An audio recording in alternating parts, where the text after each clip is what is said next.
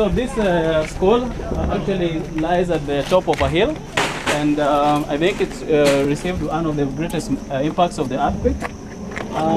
They had a very well constructed toilets with concrete, and as you can see, they were completely flattened, and they were rendered unusable. On top there was a water tank, and it's also been completely damaged. And further up, there was the school water supply system that was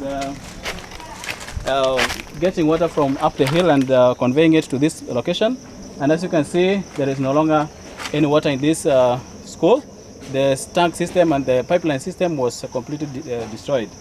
And up, we see the school.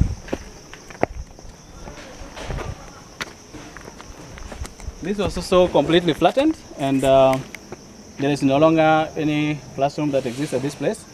The school has tried to make some temporary structures for classrooms, but there's still a need for them to have their toilet system and sanitation facilities restored. So we have come in to restore the water supply system and the toilet system, and also try to install hand washing stations and make the environment for the children a bit more healthy for them to be a bit conducive for them to learn. So thank you so much for your support. Your support is going a long way into making the lives of people of Nepal better, and thank you for your prayers, and it's very much appreciated.